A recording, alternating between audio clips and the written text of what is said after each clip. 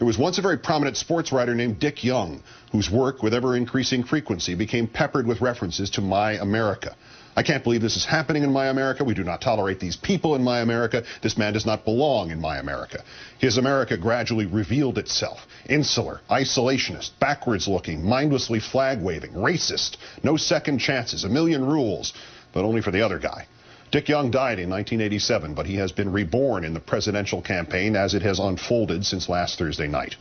In that time, Governor Sarah Palin, Congresswoman Michelle Bachmann, McCain spokesman Nancy Pfotenhauer, and Rush Limbaugh have revealed that there is measurable portions of this country that is not interested in that which the vast majority view as democracy or equality or opportunity. They want only control, and they want the rest of us, symbolically, perhaps physically, out.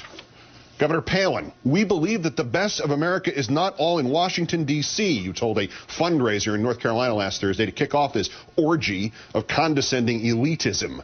We believe that the best of America is in these small towns that we get to visit and in these wonderful little pockets of what I call the real America. Being here with all of you hardworking, very patriotic, very pro-America areas of this great nation. Governor, your prejudice is overwhelming.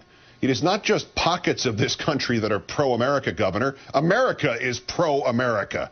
And the real America of yours, Governor, is where people at your rallies shout threats of violence against other Americans and you say nothing about them or to them. What you are seeing is not patriotism, Governor. What has surrounded you since your nomination has been the echoing shout of mob rule.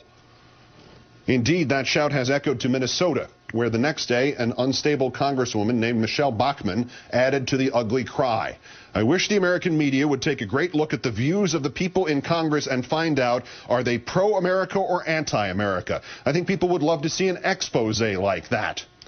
For nearly 2 years, Ms. Bachmann, who made her first political bones by keeping the movie Aladdin from being shown at a Minnesota charter school because she thought it promoted paganism and witchcraft, has had a seat in the government of this nation, a seat from which she has spewed the most implausible, hateful, narrow-minded garbage imaginable. Well, Congresswoman, you've gotten that expose you wanted, have you not? Though not perhaps in the way you imagined. Since giving voice to your remarkable delusion that there are members of Congress who are anti-America and the extraordinary tap dance of sleaze and innuendo about Senator Obama which followed, the challenger for your House seat, Elwyn Tinklenberg, has been inundated by donations, $700,000 in the 3 days after you spoke.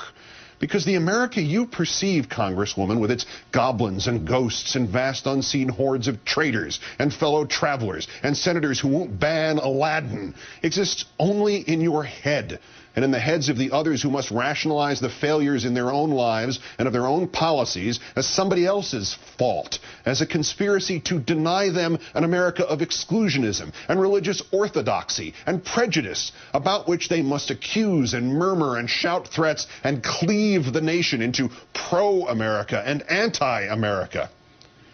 And back it all comes to the McCain campaign and Senator McCain's talking head, Ms. Pfotenhauer, who on this very network Saturday, and seemingly without the slightest idea that dismissive prejudice dripped from every word, analyzed the presidential race in Virginia. I can tell you that the Democrats have just come in from the District of Columbia and moved into Northern Virginia, she said, but the rest of the state, real Virginia if you will, I think will be very responsive to Senator McCain's message. Again, a toxic message. The parts of this country that agree with Nancy Pfotenhauer are real, the others are not. Ms. Pfotenhauer, why not go the distance on this one? It was Senator McCain's own brother who called that part of Virginia nearest Washington communist country. Cut to the chase, madam. No matter the intended comic hyperbole of Joe McCain, this is the point, isn't it? Leave out the real meaning of communism, madam. Joe McCain reduced it to a buzzword. It has no more true definition right now than does socialism, or the phrase, a man who sees America like you and I see America. It's about us and them, the pro and the anti. Never mind, madam, that the bisecting of this country that you happily inspire means taking a tiny crack in a dam and not repairing it, but burrowing into it. It is not enough that Senator McCain and Senator Obama might differ. One must be real and the other false. One must be pro-America and the other anti. Go back and, as your boss Rick Davis said today, rethink Mr. McCain's insistence not to drag the sorry bones of Jeremiah Wright into this campaign. And whatever you do, Ms. Pfotenhauer, allow no one enough time to think about the widening crack in the dam. And now all this comes back together to attack Colin Powell. Secretary Powell says his endorsement is not about race, writes Rush Limbaugh, and the grand wizard of the school of reactionary non-thought continues. Okay, fine. I am now researching his past endorsements to see if I can find all the inexperienced, very liberal, white candidates he has endorsed. I'll let you know what I come up with. It is not conceivable that Powell might reject McCain for the politics of hate and character assassination or just for policy. In the closed, sweaty world of the blind allegiances of Limbaugh, one of us who endorses one of them must be doing so for some other blind allegiance, like the color of skin. The answer to this primordial muck must be addressed to one man only. Senator McCain, where are you? I disagree with you on virtually every major point of policy and practice, and yet I do not think you anti-America. I would not hesitate to join you in time of crisis in defense of this country. Fortunately, you did not echo this chorus of base hatred, but neither have you repudiated it. What is pro-America, Senator? Is it pro-America to call a man a racist because he endorses Barack Obama? Senator, you have based your campaign on many premises, but the foremost and the most nearly admirable of them all have been these pitches about reaching across the aisle and putting, as your ubiquitous banners read, country first.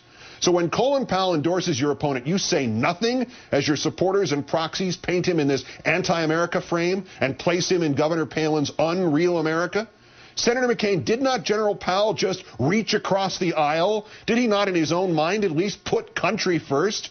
Is it not your responsibility, Senator, to, if not applaud, then at least quiet those in your half of our fractured political equation? Is it not your responsibility, Senator, to say enough to Republican smears without end?